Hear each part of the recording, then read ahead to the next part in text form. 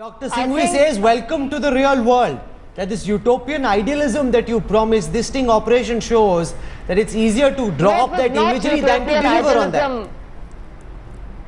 Well, absolutely, it's very difficult. It is a daunting task, which is why there were so many consultations in order to have a Lokpal and to include Citizens Charter, which would address exactly what you're talking about, graft in public departments and how to address it. But let me tell you, very soon, because of this thing that we've just seen, there would be some announcements that will be the speediest action ever taken by any chief minister whatsoever, and you will hear of it very soon. So look out for the space. But having said that, it's exactly this, which is why we say the current Lokpal is useless, the Lokayukt. This would have been addressed, because right now the onus to prove corruption is on the citizen rather than the official. And you don't need to have proof. Because okay, Dr. Singhvi wants to counter. Nirmala is also itching to get in. Dr. Singhvi goes first. This is the point we were making. Only one sentence. Only one sentence. I hear this again and again, that this act will do it and that act will do it. I have myself written the first report on Lokpal. I agree it will make some difference. But this constant repeated harping on laws, they know and they realize, and they must realize, the sooner they do the better. India is already an over-legislated, under-enforced country. India already has enough laws. If anybody thinks that some of these laws being mentioned are going to be a magic wand or even a partial wand, they are sadly mistaken. Okay. There are a huge number of other reasons, external and internal, and they cannot be solved by law. The Aam Aadmi Party is shifting the goalposts. First they said our coming to power will make a difference. We have now, Nirmala, one of the strongest anti-rape laws. That hasn't brought down the number of rapes. Women are still as vulnerable. Can the law at all make the difference, Nirmala? And again, one of the lines with Shazia, if I heard her right, said was the onus is on the citizens. I'm sorry, yes, the citizens are already overburdened on handling corruption, and therefore I thought the whole argument was systems will have to be top-down cleansed and citizens will have to be provided with the relief. If ultimately the answer is the citizen has to do it, what was the difference between what was the difference between the approach between each of our parties? So ultimately we are pushing it to the citizens' awareness, or are we also facilitating by having an efficient, transparent, open governance, which will help everybody to know that they are under watch? They just cannot indulge in such practices. But Veer Sanghvi, there are two aspects to the story. 80,000 odd people took an oath against corruption at the Ram Leela Maidan. It all looked very dramatic. But while we can blame the Babus, there are those many people who are still going out and are prepared to pay the bribes. So where does the fault lie? With the new government, can they be held to account in these 9 days, or are the citizens as much to blame? Well, Rahul, I think to an extent everyone is to blame. When it comes to Arvind Kejriwal, there's no doubt that there's been an element of over-promising. There's no doubt expectations have been sky high, and these are expectations that can't be met.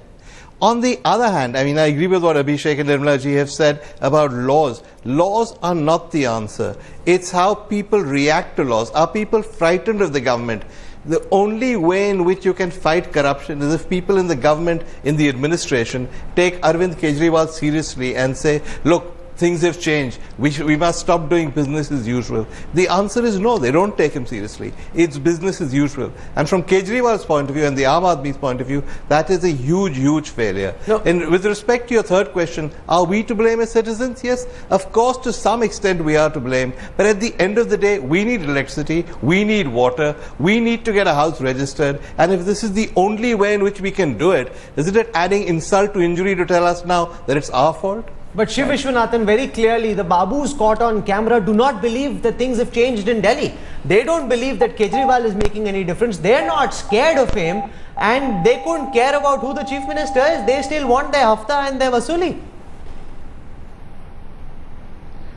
Look, let's be clear about one thing. The bribe is the first act of citizenship. I think if you think Arvind Kejriwal is going to eradicate it in 1 week or 10 days or 9 months, we're being naive. I think he has to begin with a series of experiments. Let him clean up one electricity office, one municipal office, one hospital. Show how it is done. I think this is going to take time. This is the real world, but it's not the real world of Singhvi, who always seems skeptical about anything Kejriwal does. I think these are experimental situations.